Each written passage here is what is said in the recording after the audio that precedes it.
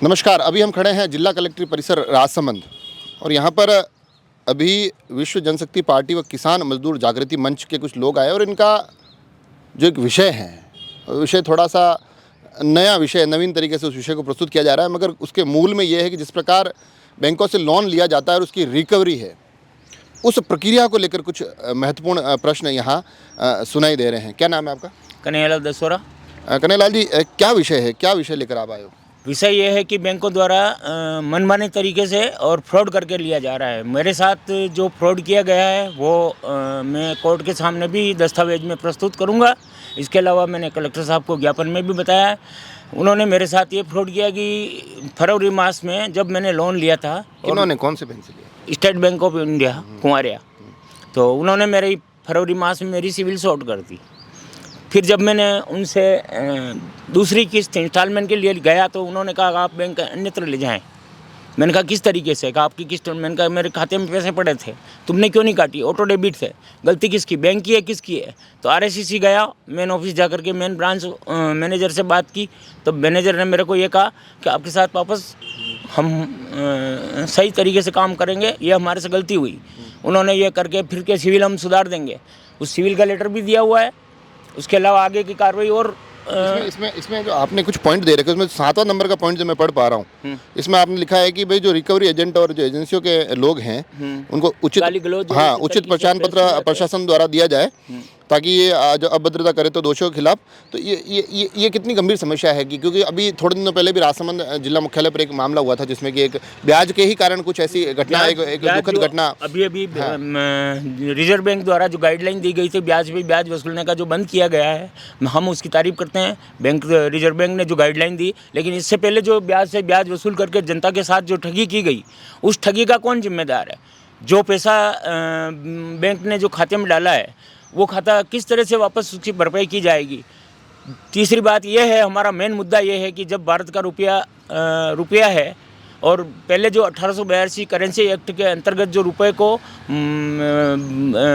America के dollar से ₹1 और $1 था, ये जो करेंसी डाउन हुई, इसका मूल कारण क्या? हमें यही समझा जाना चाहिए कि बैंकों द्वारा फ्रॉड किया गया। बैंकों द्वारा फ्रॉड किया गया। पर इसमें भी जैसे अभी आप लोन और उसकी जो नियमों की बात कर रहे हैं, ये जो होता है कई बार कि जैसे अभी वो घटना हुई उसका भी जिक्र अपन कर ही रहे हैं, उससे पहले भी बार बार खबरें आती रही है कि ब्याज इतना ज़्यादा हो जाता है कि मूल आदमी जमा कराते कराते ही उसकी कमर टूट जाती है, वो ब्याज ही उससे नहीं उतरता है, मूल तक तो आदमी पहुँचता ही नहीं है। हमने RTI लगाई और RTI के तहत जो रिजर्व बैंक के मेन ऑफिस है वहाँ से RTI आई, उसका जवाब यही आया।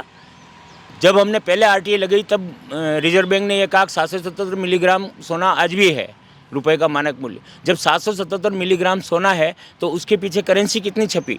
अपनी बैलेंस शीट क्यों नहीं उजागर करते? आप एक तकनीकी बात बता रहे हो, मैं बिल्कुल व्यवहारिक बात करना चाह रहा हूँ क्योंकि आप लोग सीधा सीधा सारे लोग लोन से जुड़े हुए इन तमाम आम जनता वाला। हाँ, तो ये जैसे अभी कुछ होता है कि गलियों में भी खांचों में भी कहीं कोई अपनी दुकान लगा के शुरू कर देता है और वो एक बार तो लोग पहुँचते भी हैं, उस वक्त हो जाती है बात, मगर उसके बाद बताया जा रहा है कि ब्याज बहुत ज़्यादा लगता है और ब्याज के साथ साथ जो पेनल्टी लगती है वो बहुत ज़्यादा लगती है। इसमें कितनी सत्यता है? इसमें कितनी, ये अपने रिकवरी एजेंटों को, इसमें सच कितना है? इसमें सच बिल्कुल फ्रॉड है। ये पेनल्टी एजेंट जो लगाते हैं, ये रिकवरी एजेंटों को अपनी भरपाई करने के लिए लगा करके शायद जनता के ऊपर एक बोझ है, ये दबाव बना कर लेते हैं। और रिकवरी एजेंट जो जाते हैं गाली गलौज करने, माँ बहन तक गालियाँ निकालना, ऐसा करना ये कानूनन अपराध है, इसके ऊपर रोक चाहे। इसमें इस बारे में आपने कलेक्टर साहब से बात की? बिल्कुल, कलेक्टर साहब से बात की है और कलेक्टर साहब ने इसी के ऊपर व्याख्यान लेते हुए कहा कि बिल्कुल आपका ये ज्ञापन जो है हम इस पर सुनवाई करेंगे।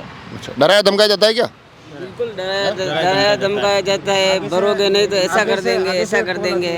और जैसे मैंने लोन लिया 20,70,000 का, 4 साल भरते हो गए, 20,000 किस्त और 20,70,000 अभी भी बाकी है। अब कैसे भरे बताओ? हाँ, आप क्या कह रहे थे? सर, मेरे साथ में तो बहुत ही ज़्यादा मतलब फ्रॉड कह सकते हैं कि बैंक के द्वारा हुआ है। कोरोना टाइम से पहले मेरे सब व्यवस्थित किस्तें वगैरह भरा रहे थे। कोरोना के टाइम में मेरा काम धंधा भी बंद हो गया था, मैं खुद भी बीमार अभी भी हूँ और चल ही रहा था, मिसेज भी काफ़ी बीमार चल रही थी और तो भी मैं कैसे करके मैं किस्तें बराबर टाइम से टाइम भर रहा हूँ। अभी मिसेज को मैंने एडमिट भी कराया था ब्लड के लिए, RK हॉस्पिटल में एडमिट थी वो, उस समय मैं किस्त नहीं भर पाया, मेरे 30,000 रुपये केवल बाकी निकल रहे बैंक के।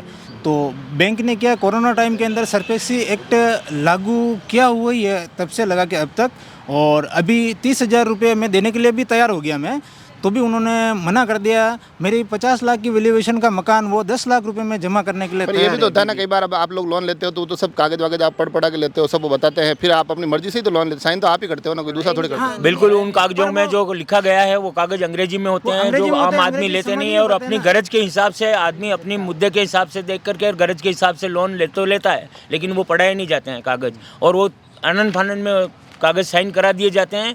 अगर जिस दिन ये अगर हिंदी में वो लिखे जाते तो आदमी अपनी आम उस ज़रूरत को पहुंचकर शायद कोई लोन ही नहीं ले और ये बैंक बंद होकर के घर जाए। तो देखा आपने, ये एक महत्वपूर्ण विषय आज ये जिला कलेक्ट्रेट में गूंज रहा है, क्योंकि अभी थोड़े दिनों पहले भी यहाँ पर एक विषय निकल कर आया था, किस प्रकार से ब्याज के चंगुल में लोग फंस जाते हैं, उन्होंने उसके बाद परिस्थितियाँ कई बार बड़ी भयावह हो जाती है। तो उसको लेकर लगातार खबरों में भी चीज़ें बनी हुई हैं, लगातार इस विषय के अलग अलग पहलू भी प्रशासन के सामने रखे जा रहे हैं, अलग अलग मापदंडों को भी इस पूरे के पूरे लोनिंग की इस प्रक्रियाओं में इस कसौटी पर देखा जा रहा है, परखा जा रहा है। और आज इस बीच राजसमंद जिला कलेक्ट्रेट परिसर में भी विश्व शक्ति पार्टी और किसान मजदूर जागृति मंच, जिसमें कि स्वयं पीड़ित लोग हैं, वो अपनी आवाज़ को बुलंद करने के लिए अपने विषय को जिला प्रशासन के सामने रखने आए हैं। हम कोशिश कर रहे हैं कि इस पहलू के दूसरे पक्ष भी आगे आने वाले समय में आप तक पहुंचाए। जुड़े रहे राजसमंद एक्सप्रेस से। धन्यवाद।